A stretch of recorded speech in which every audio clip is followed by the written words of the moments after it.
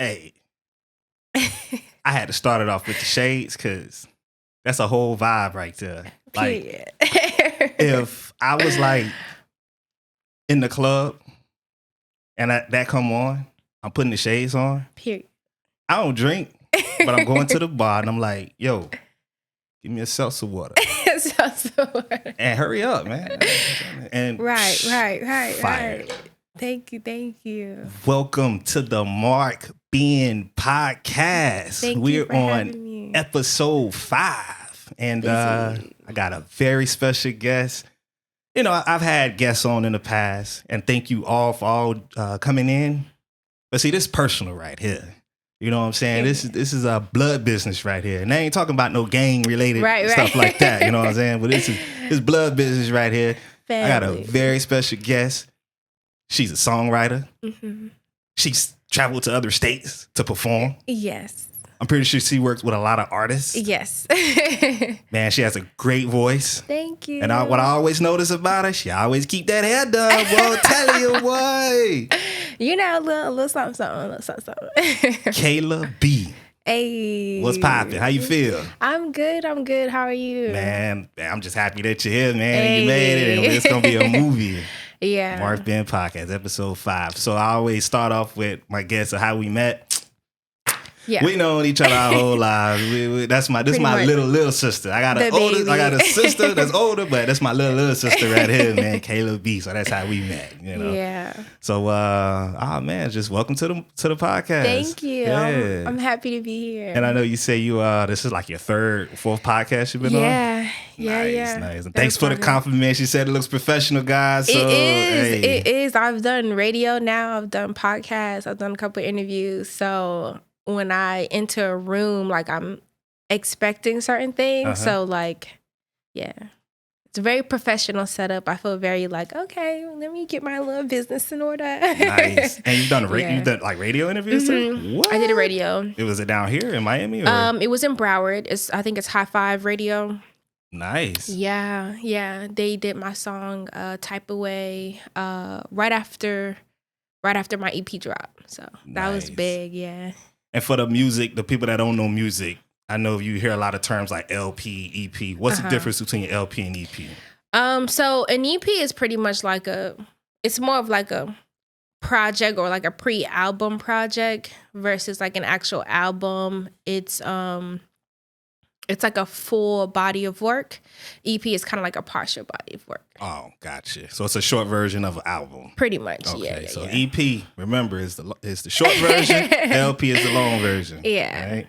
I used to get confused on that EP. I'm thinking extended. I thought it was always longer, but no, EP. It's like a prequel to your album. Yeah. Gotcha. Yeah. Okay, and on your EP, how many tracks you got on there? I have 7. Lucky number 7. So that's all you're gonna put on there, like 7? So yeah. So the project that's out now is OSL. It's called Old School Love. You can tell by the vibe. Yeah. Gotcha. Okay. So it has 7 songs. I am working on an actual album. I don't know. I have so many songs. I don't know how many I'm gonna pick. Probably 12. That's like the standard number. Yeah. But OSL has 7 songs. It's really more of a storytelling, but it just has music. Okay.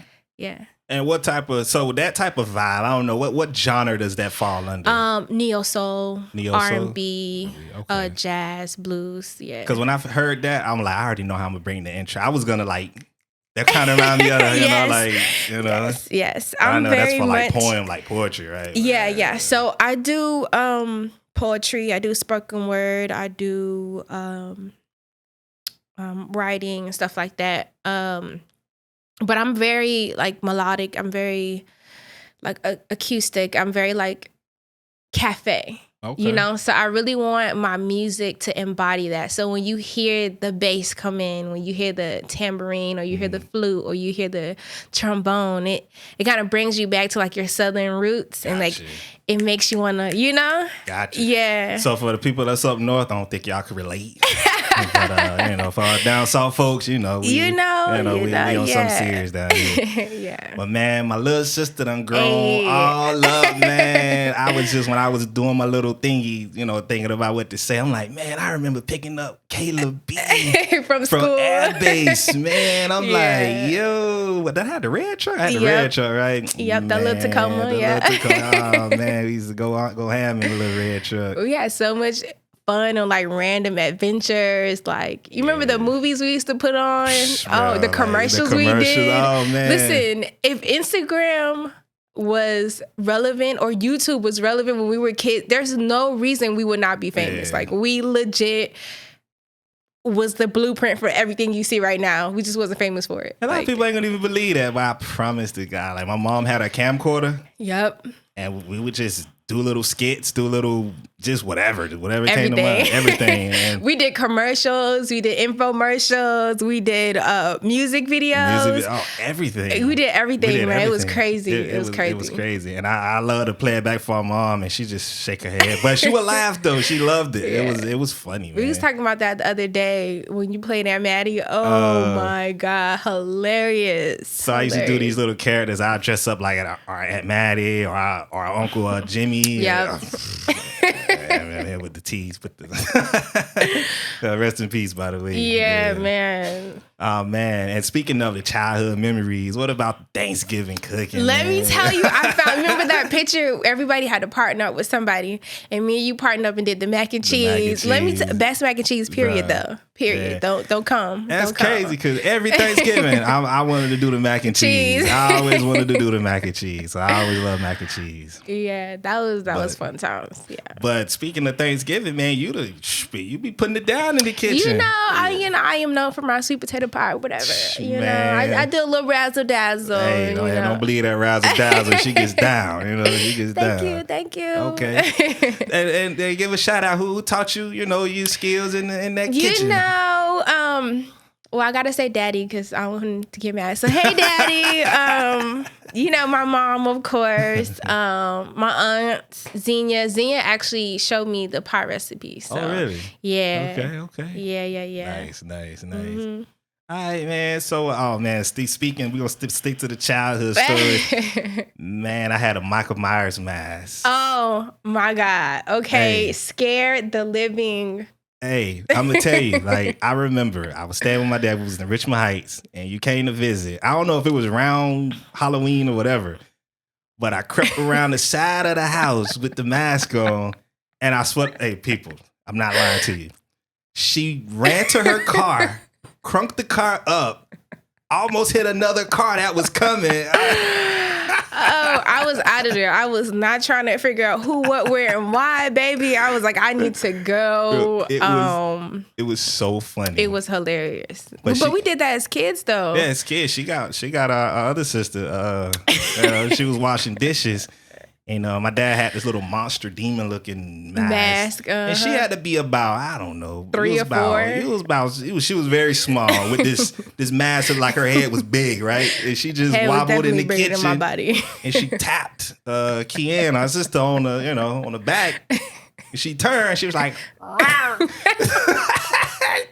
took off. It was funny.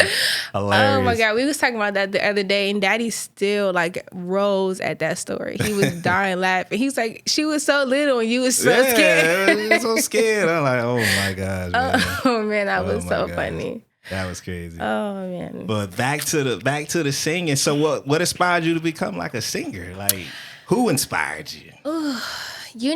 I've been singing as long as I literally can remember. I don't think I remember not singing. I know I was shy about it for a long time. It's so funny. What's her name? The lady in the church, her daughter paid me. For real? Yeah, because I would like sing in the church, but like in the back, like never up front. I think I was about 6 when I did like a Yolanda Adams song. She was like, I'll give you $5 if you do it. But I'm like, all right, I do it, but you got to come up there with me, because I was like extremely shy. And so that was the first time I sung in public. I think I was about 6 or 7. But I always like, growing up with like grandma and Drusilla, like just hearing them sing in the church. Mm-hmm. I definitely feel like when you hear me sing, you can definitely hear my like gospel roots, you know. I can't escape it. It's there. It's like, oh, you know Jesus, yeah, I do. Yeah, something like that. But yeah, so just growing up in an environment where the love and the strength came from music and just singing, it really embodies who I am and how I navigate life. Nice. Yeah. Okay, and you recently, I ain't gonna say recently, I was like a couple months ago, you flew out to Cali to perform. I did. So hold on, because I did music too, you know what I'm saying? But she went on another scale with it. It's like she went to Cali. Yeah. So how did that come about? Like, honestly, praises to the Most High, because I dropped this EP. This EP actually was supposed to come out 2019. And for whatever reason, it kept getting pushed back. So I was like, no, Valentine's Day 2020, like, it's coming out. I'm sorry, 2021. And a guy friend of mine, his album dropped Valentine's Day, and my album dropped my EP dropped the day after. And people from like all over would come down here when we did local shows, and they would always say, oh, you know, whenever I do another show, I'm going to invite you. So that, you know, as an artist, you're like, okay, yeah, whatever. But really, it was like, I'm doing a show and I want you to perform. So I was like, okay. I'm used to like Florida or like maybe Georgia, maybe Atlanta. But when you talking about a whole nother coast, that's a whole different audience. You know what I mean? Like their lingo is different. Their mannerisms is different. So especially with me being clearly a very Southern woman, I didn't know if, you know, they would like pick up on my vibe or appreciate it. But the love was real. Like, we were just like doing warm-ups before the show started, and it was like the feedback was crazy. Like, like the audience was literally waiting for me to perform. Like that's how crazy. Like the love was real. Like I have so many fans in Cali now. I can't, like, it still blows my mind when I get on Instagram sometimes and I see people that I've met from all over the world, just me going random places, and people just look at me and be like, you're a singer. And I'll just, you know, start singing per usual. And I literally have fans everywhere, like in so many different countries. I just checked my streams like last month, and I'm playing in like over 20 countries. The love is real. It's crazy. Like the most craziest country I think I've been playing in is Japan, because it was just like, why? You know, like I didn't picture that. So yeah. That's dope, man. Yeah. What? Dang. Yeah. So Cali, I've never been to Cali. You know, I always see it in movies or whatever. The tall palm trees. Yeah, and the high mountains, and it's really like that. So is it? I've heard it's not humid. It's hot, but it's not humid. It's always like a breeze. I don't know. It's a different kind of heat. Like you would think Cali and Miami would be kind of similar because it's beachy places and they're both hot. But it's a different kind of hot. I feel like Miami, like it's literally like the water in the air. So it's very like a wet, sticky kind of heat. Cali it's more of a breeze. Like a breeze. Okay. Like you're warm. But you ain't like sweating. Yeah. Like in Miami, you go outside for 20 minutes. That's it. Like it's a wrap. Jump right in the shower. Yeah. You better jump in the shower. It's a totally different thing. But I actually shot a music video for a song on my project called Home. Okay. On one of the mountains in Cali. It was so pretty. Nice. It was No, go ahead. It was the craziest thing in when I write my music, I'm very intentional about the meaning of the songs that I write. So every song that I write has a meaning. And the song Home had a very personal meaning. And I really wanted anyone to hear it to really go back to a place where they feel like they're at home, they're at peace, or they're loved, they're welcome, they're valued. It was so crazy because we were shooting the video, and this this white lady just starts walking down the hill and she just stops. So I'm like, okay, like am I on her property? Like I don't want her to call the police, you know? And then she was just standing there, but she looked really disheveled. She didn't have anything in her hand, keys, not a phone, anything. She had on some glasses and sweatpants and some slides. Like, just like she just walked out the house. And when we finished rapping, she walked up to me and she took her glasses off. Her eyes was like all puffy and red. So I was kind of confused. I'm like, it looked like she was crying. So she said, I'm having a really tough time.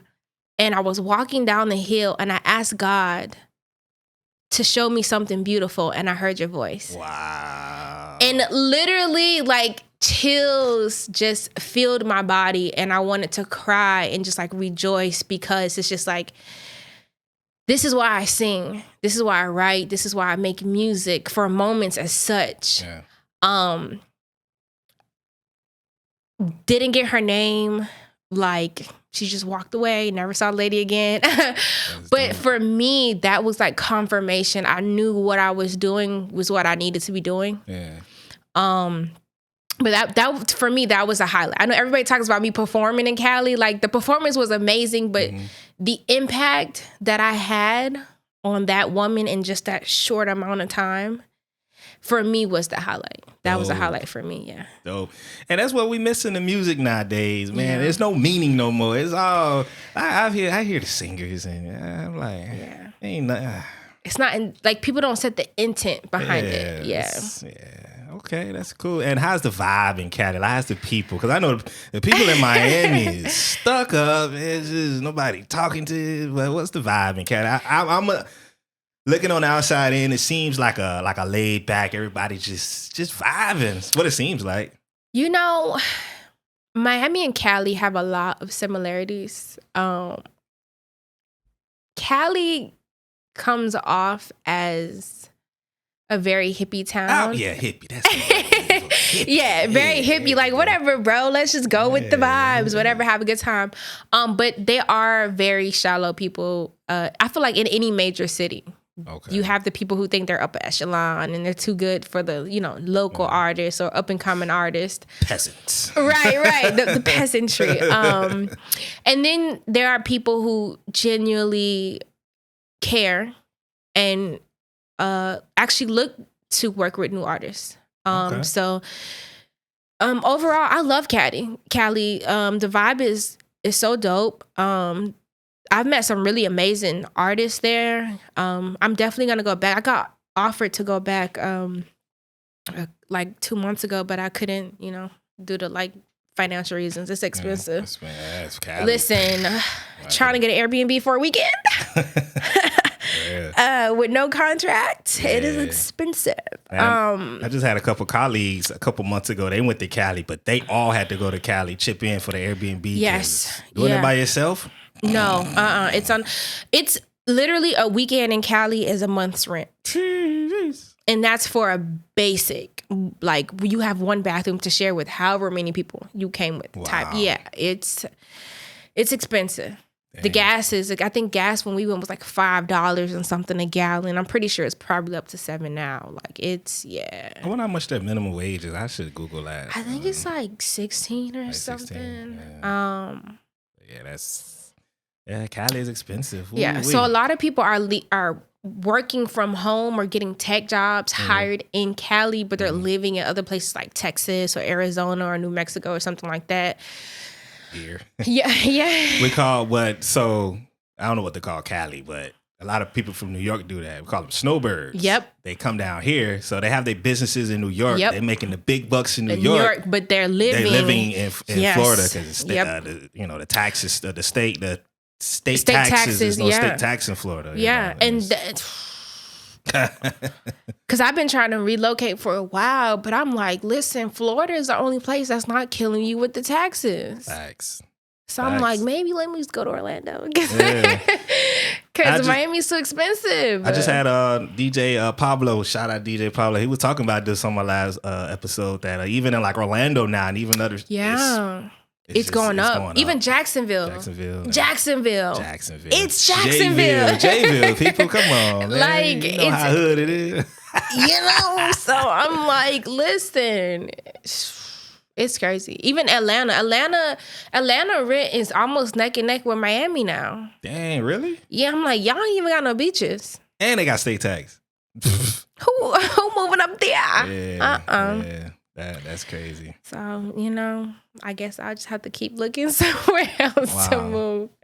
So when you say you met interesting people, like what type of people did you meet? I met a rapper. She raps and she sings. Her name is Lena the Diva. Hey, Lena girl. I know that's your girl, but is she? Nah, I'm not gonna say that. But yeah, okay, Lena the Diva. Okay, yeah, hope you're good. I'm gonna check you out, Lena the Diva. Is. All right? I love her. She's awesome. She's amazing. Her energy is everything. Her stage performance was so dope. I met another singer from New York. Taylor was the young lady who actually put on the show. Her brother rapped. We did a studio session while we was out there, really? and all the artists came. Was it like an actual studio? Mm-hmm. Oh, nice. Yeah. My good guy friend, he's like a brother to me.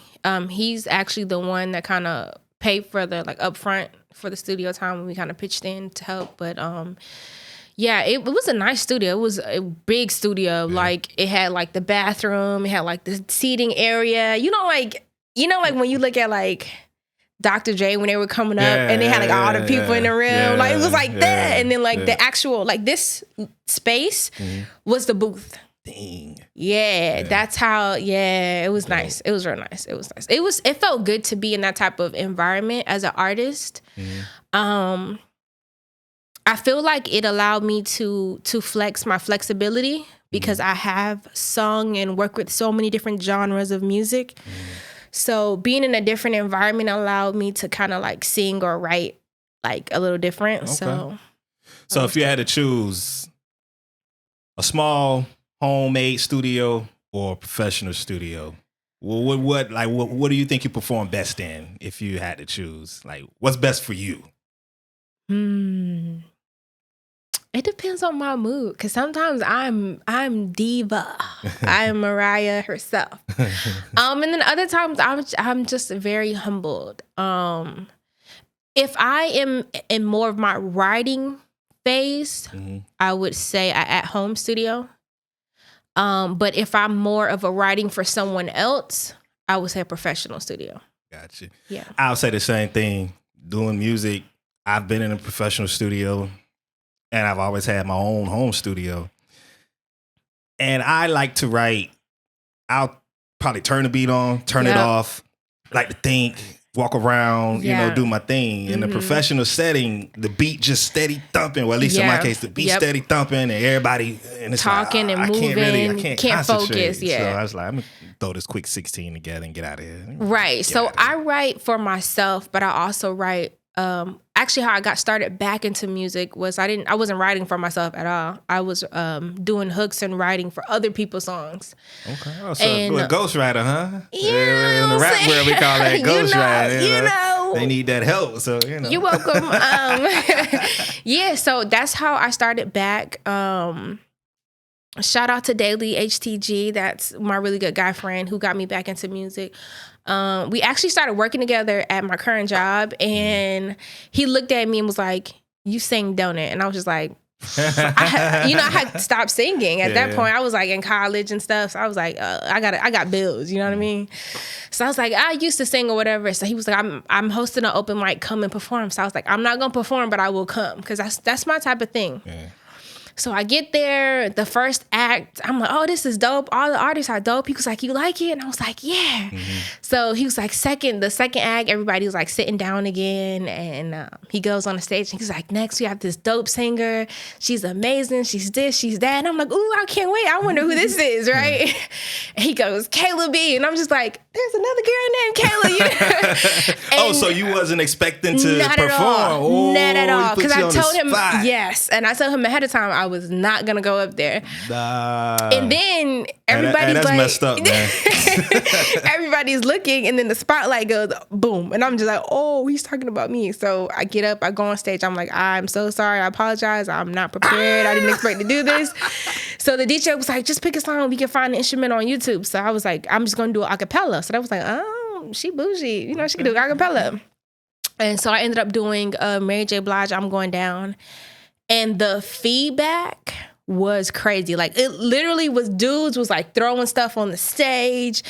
they were like, encore, encore. The bartender had stopped serving drinks. Wow. Like, and this is me singing after like 3 or 4 years of just like never performing, like just nothing, not even humming at home, just like completely gave up music. So that definitely sparked something in me. It was a lot of other artists there. So that's when I started writing hooks and singing on other people's track. And then I was offered a business opportunity to work with New You. That's the company that I was working with. It was more like a media management. So I pretty much record and they do my media content and stuff like that. So that's how OSO came about. But yeah, I was working with them and it was crazy. So yeah, one thing led to another and the music just kind of rolled out. Yeah. Wow. Yeah. Yeah. I like the way you explain it. I could see it. I could picture it. It's like I'm there and it's like, oh, God. Yeah. Okay, Yeah. right. It's crazy. It's crazy. I feel like the Most High or God, depending on your religion, sends you confirmations and reassurance to kind of guide you in what you're supposed to be doing. Yeah. And I feel like I have ran from music my entire life. And now it's kind of like, you can't run anymore. Yeah. Like, I'm here. So, yeah. If you had to guess the number of people you had to perform in front of, how many people, the most people you think you've performed in front of? At one time? At one time. Maybe it was like you was performing. Maybe it was at a club or bar or whatever. I would probably say about a few thousand. Yeah? Yeah. When I was in high school, we did opera. I did classical, opera, jazz, and contemporary music. And I can't remember the name of the opera house. Please don't kill me. The one that's in downtown Miami, when they first renovated it, we got an opportunity to sing there, my choir. So yeah, that was big. A lot of people don't even know I used to sing opera, but yeah, that was huge. The acoustics in the room was crazy. Like there were no mics and your voice projected. It was crazy. Yeah. Wow. In this music game, which do you think is difficult or more important, your craft or the business side? Ooh, I'm gonna have to say personally, I would say the business. There's a lot of people who honestly, they're not that talented, but they're smart. And common sense and street smarts will take you way further than you being talented. In this particular game of music. Facts. I feel like artistry nowadays has nothing to do with the art itself. Because there are a lot of people who are on the radio that honestly, they're not that good. Yeah. And I'm a lyricist, so I pay attention to the words that I'm singing and I'm vibing to. And a lot of people content just don't make sense. There's no point. There's no life to it. Yeah. So yeah, I would definitely say business. Yeah, definitely. I would definitely say so too. Because I've seen some guys, just their character alone sells. Yep. 6ix9ine. I don't even want to put, but whatever. Yeah, it's just, I've heard it. It's like, what is this? What am I listening to? Yeah, it's just a look. I just it's a persona. Yeah. It's a mask. It's a comic. Yeah. And I feel like for true artists, that's insulting. Yeah. I almost think of it as like a product. You know how they they take like a Pepsi and they dress it up and it's a product. The product looks good, but I mean it's Pepsi. Right. The core of it is what? It's soda, you know? Yeah. And I feel like especially like major record labels, they don't really back true artistry.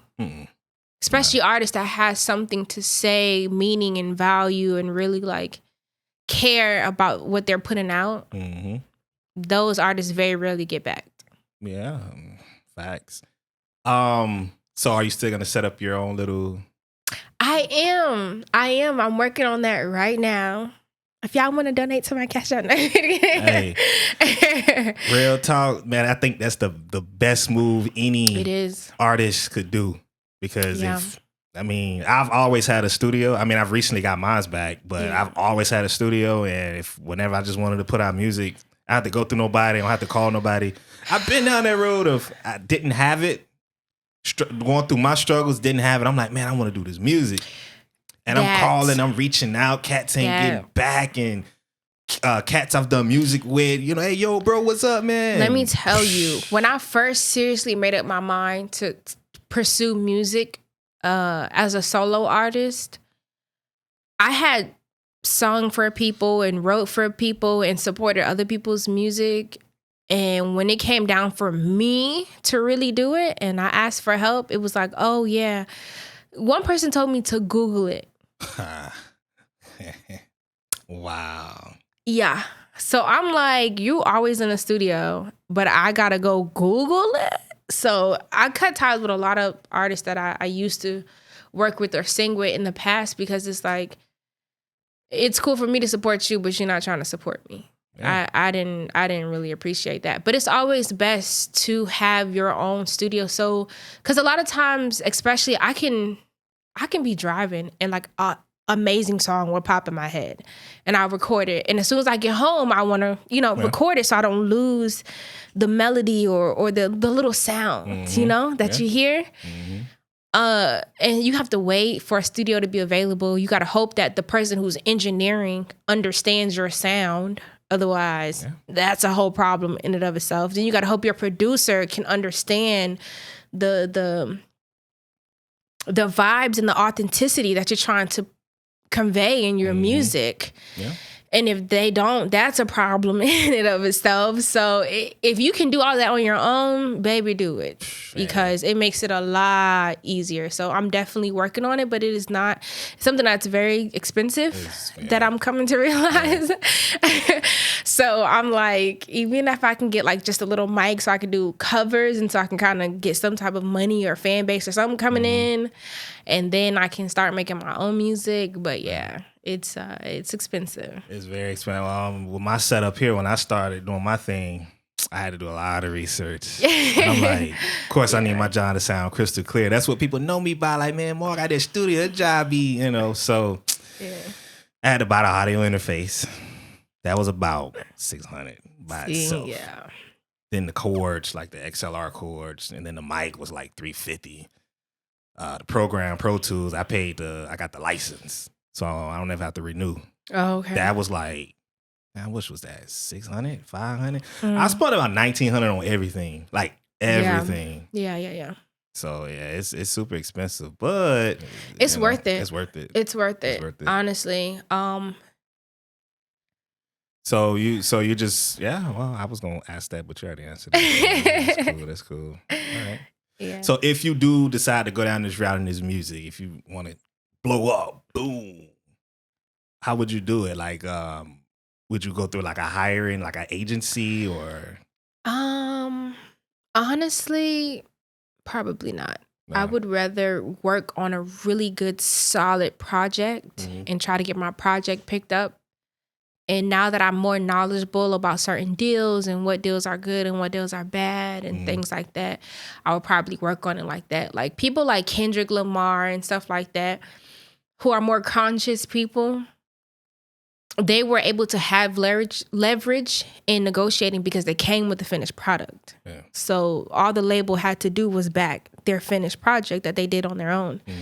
Versus you coming like, hey, I'm talented, but I don't have anything. So the label's like, okay, you're a risk. So being that you're a risk, I'm going to take 90% of your profit. And if you're lucky, after all the fees and employee costs and all of that and expenses, this is what you're going to have left over. To me, that's not a fair deal. Yeah. I'm not signing a contract like that. Yeah. That's mainly why I kind of stopped doing music. And I'm like, you know what? Because did my little research, my small little research, and especially being a rapper. Good luck, rappers. You don't really, especially if you're an independent artist, there is lots of money to be made. Yeah. But when you're a signed artist, your money comes in investments, endorsements, and things of that nature, and your own business adventure. So whatever your sign-on bonus is, don't spend that money thinking you're going to get some more. You're not. Yeah. You're not for a while. It's like a school loan, huh? You got to pay that back. Well, whatever you got, whatever you earn, they getting their money off top. So I've been definitely doing my research because I've been offered record deals before in the past. I turned most of them down, but I've definitely been offered record deals before. But it gotta make sense. And before I do anything, first and foremost, I pray. Yeah, for real. Because you can be thinking you're doing something right. Yeah. But baby, I remember watching the TLC when they won. I don't know if it was the BET or it was some type of award there was, and they was like, "We're dead broke. We have no money. It might seem like we have money because we're famous, but we're dead broke. Dead broke. And all those gifts that the record. Oh, you got a new car, and we got you a new house. No, you pay for that house and you pay for that car, and when you go to buy something, you don't have any money to buy it because you're like a pawn. And for me, I think that's the reason I stopped music in the first place, because the closer I got to actually signing to a company, it was a lot of wickedness. Yeah. It was a lot of wickedness, and it was a lot of dark energy. And I'm very, very, very big on energy. So I was like, it don't feel right. Yeah. I definitely know music is something I'm definitely supposed to do. But I probably would pursue songwriting than my own individual career. So I would love to start doing like writers workshops. Anybody, Okay. Y'all know any connects? Let me know. But I would love to be in like a writers workshop for other artists. I'm not big on being famous, but I definitely want my cash. Yeah, okay, right, for real. So yeah. If you could choose one artist you can sit down with and just have dinner with, who would it be? Jill Scott. Jill Scott? I kind of figured you was going to say Jill Scott. Let me tell you. I actually like Jill Scott. Jill Scott is everything. 2019, I went to Afropunk and I saw Jill Scott live, and let me tell you, changed my life. As a Black, free-spirited, poetic singer-songwriter. It's a long title. Yeah. Literally, if you see Jill and you see me, like, you can see the influence. You know what I mean? I can see it. She's everything. When it comes down to my artistry, she's probably one of the biggest influences outside of like Etta James or Anita and stuff like that. But Jill, man, you know what I like about Jill? Man, her music is her. Like she does what she want to do. Like she puts the music out she wants to do, and it fits her. And that's what I like about Jill. I love, and a lot of people like her voice, of course. Yeah, her pen. Her pen. She writes. She writes for so many artists. For real? Oh my gosh, she writes for so many artists you would have never thought of. Like she writes for Badu.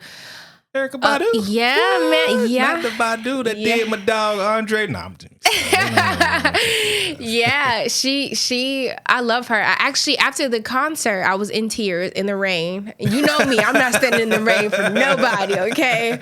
Not messing up my hair for nobody, but TTJ was worth it, okay? And the next day, I wake up in the morning, I leave this long comment on her page, and I was like, I love you. Like, I'm so humbled. I'm so grateful to be in your presence, and da-da-da-da. And she liked it. Oh, really? So I'm like, okay, maybe she just liking everybody comment. No, she liked my comment, and I lost my voice that morning. Wow. I had no voice left over. But yeah, she's definitely one person who I would want to pull from spiritually, not only on education as far as like the music business and songwriting, but just as a person, as a woman, I love everything that she embodies and her values. So yeah. Okay. Yeah, I like Jill Scott. Living my life like it's good. Hey. I like that. Yeah. Top 5 R&B singers in your category, in your number opinion. 1, Jasmine Sullivan. Sis runs untouched. Okay. Untouched. Second is Badu. Her vibe and the essence of her music is in a lane of its own. Like you can't compare her with anybody. Okay. Number 3, of course, Jill, TT Jill, period.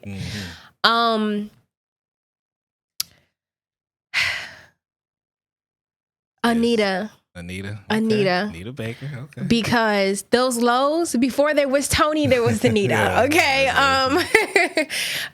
She's crazy. Like her range is nuts. And last but definitely not least is Layla Hathaway. Okay. She can harmonize with herself. Yeah, okay. Okay, Miss Layla, I don't know if you're ever gonna hear this, Miss Ma'am, but call me, because when you can harmonize with yourself at the same time, wow. Yeah, it's crazy. It blew my mind. So how true it is, like with singers, like I guess the vocal warm up or the like, is that super important? Oh my God, I'm yes. assuming it is. Yeah. Like, well, how is that like important? I mean, so imagine you are about to run a marathon. Okay. And you don't stretch, you don't warm up, and you don't practice. True. You get those scratches. And right. So your vocal cords is a muscle just like any other muscle in your body, and you have to eat well. You have to reduce your dairy intake. Because it builds a lot of phlegm, which can cause a lot of problems. It could change the tone of your voice. It could change a lot of those things. So I think people don't understand how strenuous being a singer can be, because they're like, you're just singing, you're just using your voice. But any muscle that's overworked has to be prepared. Gotcha. Okay. So it's like I'm a runner, but I don't want to eat right. I don't want to scratch. You gonna hurt your legs, you know? True. So yeah. Wow, okay. So I guess it is true, I thought. Yeah, it is. So have you ever met a celebrity in person? I'm talking like handshake or a hug or yeah, who was it? I met a few celebrities actually. Alonzo Mourning. Okay, that's the basketball player if you guys don't know. He played for the Heat. Dwayne Wade. Okay. What did you meet? Go ahead now. Trick Daddy Dollars. Well, you know, he used to be at the Y all the time. Yeah. I've seen that.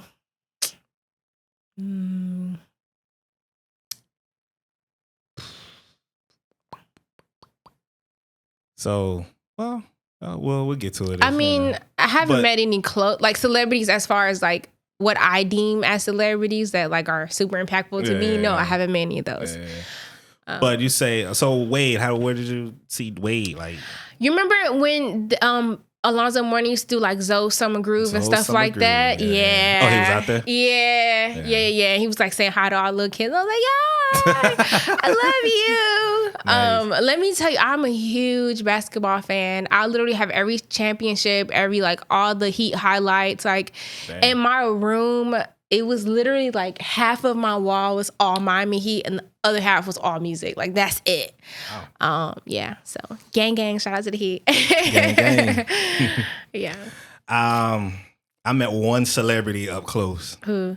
Jeezy. And this was back in 2005. Oh, wow. This when he was popping. He was first popping. Him and Gucci was still cool. Yeah. It was me, dude I used to chill with, and female I was dealing with. Yeah, I ain't scared to say it, whatever. So we riding on the beach, and my homie I was a Jeezy fan, but not like that. He was a Jeezy fanboy. He was like, yo, boy, that's Jeezy right there. And I'm like, yeah, right. He was like, no, look. So I kind of turned and looked. I'm like, oh, that looks like Jeezy. I'm like, okay, let's park. So I parked. He was like, no, I'm gonna stay in the car. I'm like, bruh. If you don't get... Bro, are you serious? You starstruck, boy? Right. Boy, nah, come on, dog. So we get out. We're walking. So I'm looking. I'm like, oh, that is Jeezy. He was like, no, y'all go ahead, bro. Y'all go ahead. I'm like, nah, you ain't my homie no more, dog. Right. You soft, bro. So I go up. I'm like, yo, Jeezy, what's up? He was like, oh, yo, what's up? He was eating. Hello, what's up? So I went to give him a dap. So the security grabbed my wrist like hard. I'm like, bro, like, watch out, bro. Like, that ain't that serious, dog. It's just Jeezy, man. He was like, no, it's cool. And we dapped up whatever. I'm like, hey, I like your music, boy. Keep that up, boy. He was like, all right, cool. And I walked off, and that was it. That was it. That was cool, dude. He was just like, no, it's cool. You know what I'm saying? Put his fork down and everything. Gave me that up. Yeah. I'm like, okay, Jeezy. I like you. The real one. All right, Jeezy. Yeah, I feel you on that. All right. Mm-hmm. Okay. So, Container Homes. Oh, Are you still going to pursue that? Or? You know, I had this entire business plan set up. I actually went to do the architecture program at Miami-Dade. That's how fascinated I was. Wow. That is definitely something I foresee in the later future. However, it takes money. Yeah. Big money. Mucho dinero that I don't have. So until I get a bag, it's definitely something, a passion of mine I definitely want to do. So I'm assuming like 90,000. Oh no, you're looking at least a quarter to $500,000. For real? For a container home? Yeah. Well, no, not for a container home. Yeah. You can do a container home, a decent size. About 3 bedrooms, 2 bathroom, and everything in zoning. Probably like 120. That's not what's expensive. What's expensive is, one, finding a company that is legit, works with the coding in your area, and everything gets approved. Mm-hmm. That's what's expensive, because a lot of areas aren't zoned for those type of houses. True. The transportation of the shipping container is expensive. And then you have to find the company that is not only the insurance too, because just like you have to have regular house insurance, you have to have insurance on that. Mm-hmm. Finding companies that are legit. And when I say legit, they're licensed and approved to work on those properties. Because when it comes down to inspections and things like that, if they are not, that adds up. Yeah. And they have to check it every step of the way, just like they do any other house. So I feel like as far as supplies, it is a lot cheaper. It cuts the cost of a house down maybe 40%. Yeah. However, if you don't have the proper education behind it and the licensing behind it, it can be very cost effective. Yeah. Not only that, that's... I was thinking about that too. I'm like, man, I first saw a container home. I was like, yo, that's the move right there. Like, yeah, I've been obsessed with them since 2012. I seen my first one. I went on it was supposed to be like a tiny house tour. And they have it in Orlando every year. And I was like obsessed. And then I seen like this bus that they converted into a house. And I was like, I'm sold. Like, why? I don't even want a real house. I want a bus house, you know? Yeah, I was like, I'm just going to like travel the world with my little guitar and like sing all over at my bus house. You know, I was like, I'm lit. Yeah.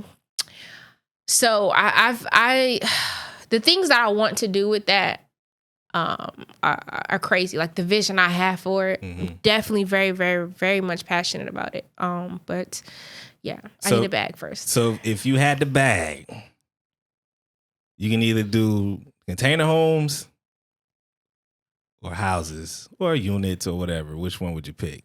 I would do container homes. The container homes? Yeah.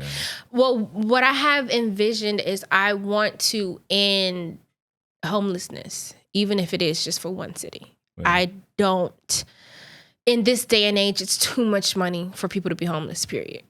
True. Does not make sense to me at all. Yeah. For one. And two, I feel like there's no such thing as it's not enough resources. It's the access to the resource. So if I ever got access to the resource, that would be the very first thing that I did.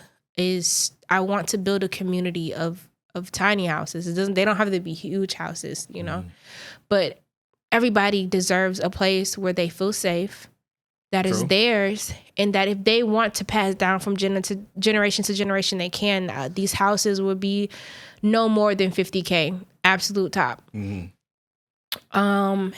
And these people, low income or not, you own this home. You pay off this home. This is your land. This is your property. And if you want to pass it down from generation to generation, you can. If you want to sell it, you can do that too. Yeah. But I feel like there's no reason this day and age why homelessness should even be a problem. I got one reason for it. Mental health. That is another. So that's why I was gonna say, if you do that, you know, you gotta get a bunch of like doctors and all of that. So I have a program. Actually, okay, let's take it back. So I had this dream, every year since I was 16 on my birthday. Every year, never failed. I had this dream that I owned a town. Okay. And in this town, I had my own libraries and schools and banks and grocery stores, but everything was very nature-based. We had a grocery store, but we also had fresh markets. Mm-hmm. We had schools, but the curriculum was a little different than public school. And you had access to housing, but you also had access to financial advisement.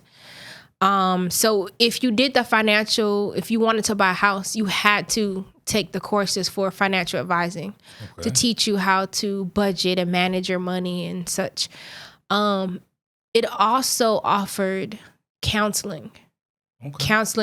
Therapy was necessary for everybody. Mm-hmm. Whether you wanted to stay or not, that's completely up to you. But you had to go for so many sessions.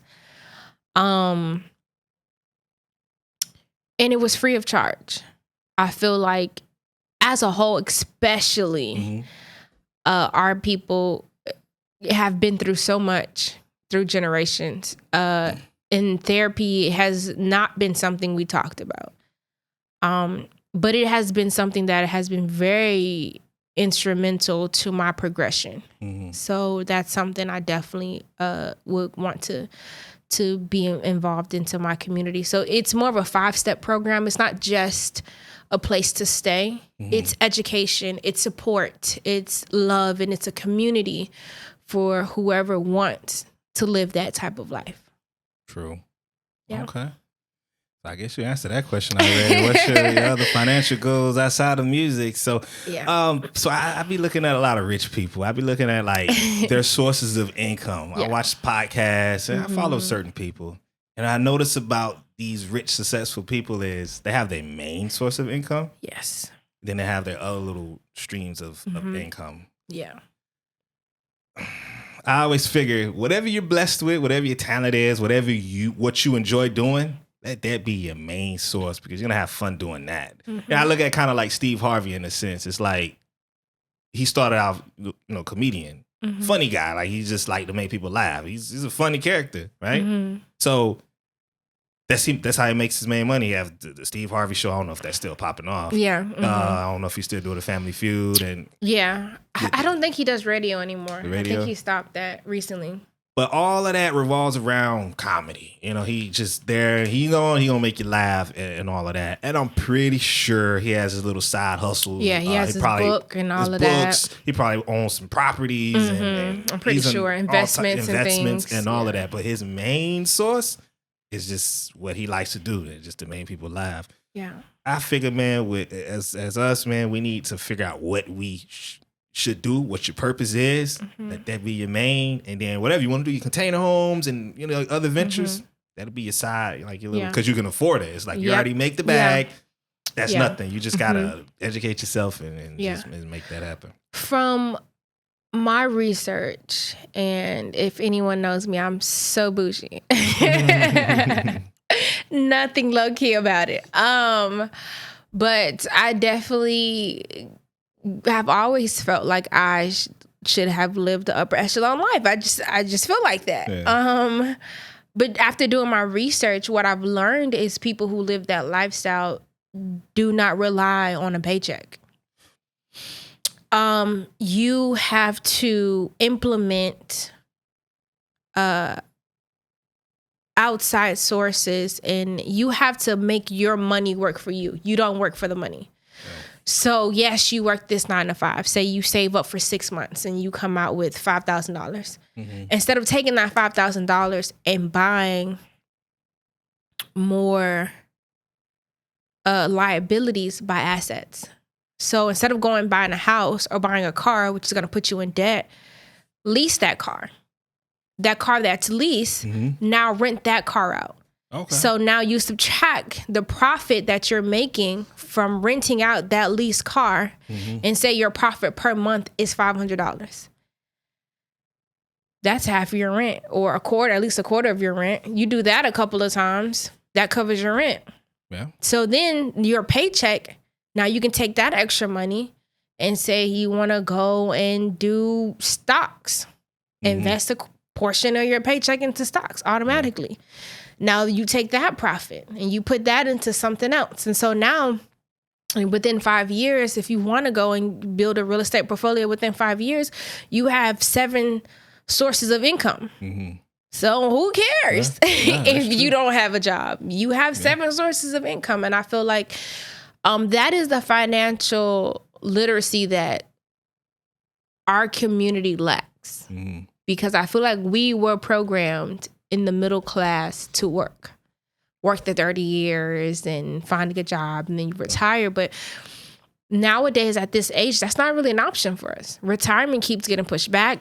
It's never been an option because working in the insurance industry, I get callers all the time. They have a set paycheck they get, that little 401k and that little Social Security is nothing. Man, they scrape pennies. The cost of living and the amount of money that they're taking out of your check now ain't enough. So you getting retired and you getting taxed on money that they were already taxed in the beginning. It's a lose-lose if you really think about it. But this is the things that they don't teach us. And these are the things that I want the future generation to know so they can prepare. I don't believe in my kids having to get it how I get it. Because if they have to get it how I give it, nobody's passing a baton. How can we continue to move forward in the race if everybody got to start at the front? For real. So I want to prepare my kids, my nieces, my nephews. Hey, y'all. I want to prepare them and put them in a position to take it to the next level. Yeah. Over the years, I look at it as I'm now working on building a generational wealth for the generation. So I want to already have it established so that way, whenever we have kids at 18, you can decide what you want to do. You could incorporate the business. You don't ever have to go out there and work for nobody. We can keep it in-house. That's generational wealth. That's generational wealth. That's where it is right there. That's very important. I feel like a lot of people aim to be rich. And I've said that since I think I was like 8. Did you remember that family trip we took to Georgia? Changed my life, bro. Changed my life. But I don't aim to be rich. I aim to be wealthy. And that's a different kind of money. That's the long money. And that's what I want to pass down to my kids. I want to pass down my kids options and opportunities that I never had. If you ever ask a wealthy person, how did you do it? You know what they'll say? What? A lot of the times I hear them say in interviews, hard work. And not just hard work. It's like you say, consistency. Like what you said, nobody's passing the baton. There's gems out there. You got to find them. You got to know the right type of people. You got to get into these circles. Just because, it's a difference between working hard and working hard and smart. Because you can work hard. Physical labor, that don't really get you nowhere. If you work hard and smart, you get connected to certain people, networking and all of that. So I've worked so many jobs, okay? I've worked it all. But when I was riding on the trucks, the EMT trucks, the motto was work smart, not harder. So if doing XYZ by yourself is going to take you X amount of time, but now you have 2 other people to assist you, take them 2 people. So a lot of times I feel like we don't want to share the work because we don't want to share the profit, but it's okay to share the profit. You better. Right. It's okay to have a team. These big companies do it all the time. Yes. Pay somebody what they're worth. Now I have a network. I really pray to have a circle of friends that motivated me and constantly challenged me, but motivated me to remember who I am and to always do better. So I'm into real estate. That's my thing. That's what I love to do outside of my music. I have friends that are good with promoting. I have friends that are good with catering. I have friends that are good with planning events. I have friends that are good with building workshops. My sister is good with cups and things like that. So I'm constantly surrounded by people who are business owners. And you have to be very mindful of the people that you have around you, because they're either going to motivate you to do better or bring you down. That's true. And if somebody's stagnant, to me, that's just as bad as being negative.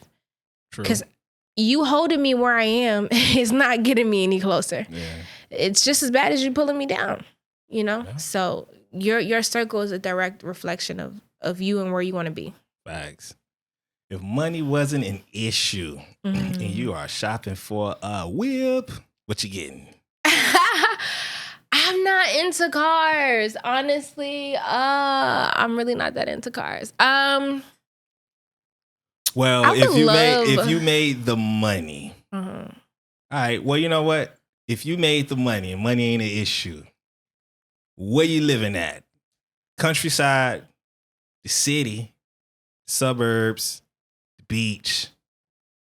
Okay, now you're talking my language. Okay, so my main house would definitely be in the country. In the country. I don't want to be by nobody. Don't call me, don't look at me, don't text me, don't drive my way. No internet. I'm going to have some internet. If I got to build my own tower, baby going to have some internet. She going to have some phone service. But no, I don't want to talk to nobody. Yeah, I would have a nice house, about 10 acres. Say about 10 acres. My dream house has always been 10 acres. I would have my main house, my guest house in the back, and then I would have my in-laws quarter, because mommy not staying with me. Love you though, girl. I ain't say that. But I definitely want to have other houses on my property, so when my kids want to move out and get their own place and they're ready for that, you don't have to go and spend $500,000, $600,000, $700,000 in debt. Pick a lot in the back. You build your own house, or you stay in the in-laws quarter until you can save up your own money and work for that. But you don't have to go. Now, if you want to leave the grounds and make your own way, by all means, I'm going to support you. But you don't have to. Yeah. You have options. Yeah. Okay. So we finna get into some controversial. Okay. You about that life? I'm you ready. Want the smoke? Yes. It ain't too crazy, though. What do you feel about the COVID vaccinations? You know, I say if you want to get it, get it. But don't be mad at me because I don't want to get it. Facts. I feel like if the vaccine is what it is supposed to be, whether I get it or not, it shouldn't matter to you. Because if it is stopping the virus, you're not going to get it. Because that's what it's for, right? Yeah. But because I don't want to get it, I'm very mindful and cautious. I am not out in a lot of public settings. I do stay to myself. I do wear my mask wherever I go. I make sure I wash my hands. Me personally, with my personal health issues, I just don't feel like the components that's in majority of the vaccines that are out now, I'm not comfortable putting in my body. Yeah. But that's my personal choice and that's my decision. Yeah. However, I'm not irresponsible with how I'm living either. I'm not just out here with no mask and out in public places coughing and carrying on either. So I feel like we can all be respectful of everyone's point of view. I don't have to force my point of view on you. You don't have to force your point of view on me. But there is a way to move about it to where everybody feels respected. And yeah. I'm going to tell you like this. I'm out here living reckless. Man, I'm out here no mask, no gloves. I'm out here, man. And sometimes I forget to put hand sanitizer. I'm out here. But I already caught it. And a real talk, like maybe like a month ago, I kid you not, it felt like I had the COVID symptoms again. Yeah. My arms was aching. I had the aches. And right here, it was like that weird, itchy, that weird feeling. But it only lasted a day, and whew, it was gone. Yeah. I feel the same way, you know. Hey, man, it's a vaccination. If you want to get it, fine. I won't judge you. Just don't judge me when I say I don't want to get it. Right. You know, I'm good. I got COVID 2020, July 2020. I got COVID. Thank God I was okay. I was just tired. Baby was exhausted. I was not. But that was probably the worst of my symptoms. But I do know a lot of people who passed away from COVID. Yeah. Rest in peace. Yeah. I my heart goes out to their family. However, I still feel how I feel. You know, whether I got the vaccine or not, that wasn't going to stop them from getting it. It's a virus. It's a flu. Literally, the flu comes around every year. No matter how many people get the flu shot, the flu is still going to come. You either have the immune system to protect yourself from it or you don't. And if you don't, then I recommend you get the vaccine if that's what you want to do. But if you don't, you don't have to. Or you get your butt up and just exercise and just, you know, like eat a little bit better. Hard. Take some vitamins and, you know, whatever you got to do. Yeah. My thing is, I know people who will get the vaccine, but they won't drink a green juice or take vitamins. And what's the point of having this vaccine if you're not going to support your body and doing the right thing? But to each his own. To each his own. So what do you feel about the vaccinations being mandatory to travel for certain employments? If for international reasons, I can understand because every country does not have the health care for if their citizens get sick and certain things like that. So for international purposes, I can understand how I can kind of see where it's kind of necessary. But then again, for the United States, I don't think it's that big of a deal. Me personally. Mandatory? Because now you're infringing upon the human rights. It's like you have to get this vaccination. A lot of jobs, because I'm trying to, you know, but a lot of jobs are forcing people to be mandated to accept a letter of offering a letter for a job, and it's not worth it, honestly. So my wife is actually going through that. She had to ask for an exemption, a vaccination exemption. And they're like, it'll work for our agency, but for this particular contract, they might not accept it. So enter at your own risk. She did it. It appears that it's going to fly. So we'll see what happens. But, you know, once again, it's like it shouldn't be mandatory. Mandatory? Like, I just feel like there are bigger issues and bigger concerns than this vaccine. And I feel like this vaccine is just like the cover. It's like the Band-Aid. You know, like, hey, look at this bottle. And all this is going on over here. You know what I mean? But... And not even that. It's just the vaccine is so new. They haven't spent enough time researching it. It's like you forcing people to get a new product that you don't even know. It hasn't even been 2 years and they're already saying people have to get boosters. Yeah. Why do you need a booster? It hasn't even been 2 years. Why do I need a booster? For real. That's the stuff that's concerning. Even if you say, okay, I'm going to get the vaccine. It hasn't even been 2 years and you already have to get a booster? Sometimes you gotta get another. I've heard you had to get like a booster every 6 months. Like every 6 months you have to get a booster. Why would I keep putting all that mess in my body? That just, it's a no for me. I'm sorry. Yeah. It's going to be a no for me. So. So we're going to get off that. And I hope I made y'all mad too. I don't care. Not made y'all mad. In a general sense, excluding exemptions to the rule, do you think a college degree is super important or relevant nowadays? No. And why would you? You're not even getting paid for it. Even if you have a master's degree, the pay difference on experience is worth any degree you have. Exactly. If we're just being honest about it, experience is worth way more. You can get in a position off of networking better than you can by having a degree. You're cool. You want to work for my agency? Yes, you're in. That's it. It's all about getting in environments and getting in rooms with certain people. I know people who aren't qualified for half of the jobs that they do. But because they're in-laws or friends with the right people, they get the job. Yeah. So no, I don't think it's necessary. I remember working as armed security, John, and you had to have law enforcement experience. I come from corrections. I did that for like 3 years. Hated it.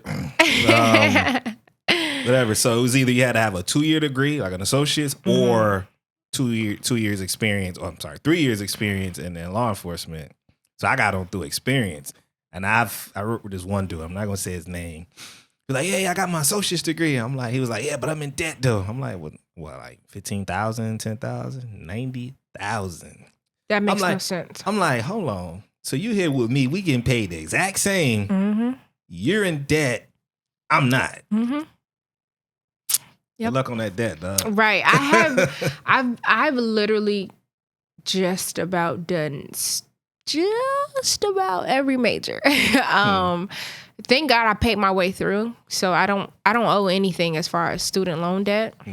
That's good. That's good. But I've also worked a lot of jobs, so my experience varies. But there's no way I'm gonna go to school and get a house worth of debt for real to be paid anything less than $100,000. It's not worth it. The amount of money that you have to pay out per month, not including your living expenses. Okay, we're not talking about a hairdo, a vacation, a trip. If medically something happens, we're not talking about none of that. We're just talking about school loan and a mortgage. Yeah, you can't afford that. For real, you can't afford that. You know what? I can probably agree that back in the day, a degree, just like back in the day, a high school diploma meant something. High school diploma, like it's nowadays, none of that stuff it's really. It's like a bachelor's degree is equivalent to a high school diploma now. A high school diploma is like go online and get a completion certificate. Facts. Seriously, at this point, it's not what our parents was groomed to think was acceptable. It's not. It doesn't work. It doesn't fly nowadays. It doesn't work. It does not matter. You can work a job for 30 years. You still can't afford the mortgage nowadays. The inflation is up 300% in the last 30 years. Where the pay has only risen 10%. Make it make sense. Make it make sense. Make it make sense. So, since we're on that financial tip, what's your advice on someone who is struggling financially? We in the same boat. No, I'm just kidding. Honestly, I can only give the advice that I gave. Really have the hard conversations with yourself. Really sit down and look at your income and look at the expenses that you're spending and ask yourself, is it necessary? Yeah. That's one. Everybody's definition of what's necessary is their own. For me, my mani-pedi is necessary. Yeah. You know, I need that. Mani-pedi, you know, a girl gotta feel good. Yeah. Do I need to eat out 5 times a week? That is not necessary. That is not necessary. That costs a lot of money, boy. It does. It does. Hey, man. I'm proud to say I am a former Amazon addict. I do not shop online the way I used to. But traveling and eating out takes a lot of my money. And being that I am in the entertainment, I can't really escape the whole traveling. So what I try to do is only eat out or eat out when I travel. Yeah. When I'm home, I try to prep more of my meals. And even when I go out, I try to stay at like Airbnbs versus hotels so I can kind of go to the local grocery store and make my own, snacks or dinner or whatever to get me through. But really, first and foremost, before you get a bag, make sure you know what to do with the bag. Because even if you get a bag, you're going to fumble it if you don't have the education on how to allocate the funds. So first and foremost, if you are working a 9-to-5, really look over your finances and get a plan for that. Secondly, I would definitely look into having more than one source of income. That's the next step. Once you start acquiring other sources of income, look into ways of how to reinvest that money. Now that your other incomes are sustaining your lifestyle and you're comfortable, don't get complacent. Never get complacent. And I feel like that is a lot of people's problem. They get to a certain point and they get comfortable. Yeah. Don't get comfortable. Don't get complacent. Always have that. Always remember where you are right now. That low feeling. That like, I want to do this. I have this passion. Like, remember that, and then go from there. So that would be my advice. Facts. My advice. Coming from nothing, losing cars, jobs, and just going through the mud, to now having 2 cars paid off. We got none of that. Discipline. Yes. Like, now still to this day, I put myself on a budget. Put yourself on a budget. So I keep $300 in my pocket every 2 weeks. If I run out of that $300, I have no more money. That forces me to like really spend wisely. It's like, okay, whoa, I got a haircut, gas, sun pass, this, that. And so that really like forces me, even though I got money saved, I do not touch it. Yes. I put myself right, like, all right, this is eat. And if I get raises, and which I have, I still keep myself at 300. It's a lifestyle. I keep myself right at that lifestyle. So so that way you're saving more and you don't feel it, because you're so used to this. In my case, it's $300 every 2 weeks. That it is what it is. And just do better. If you working at McDonald's, there's nothing wrong with working at McDonald's. You're working at McDonald's, go for shift supervisor.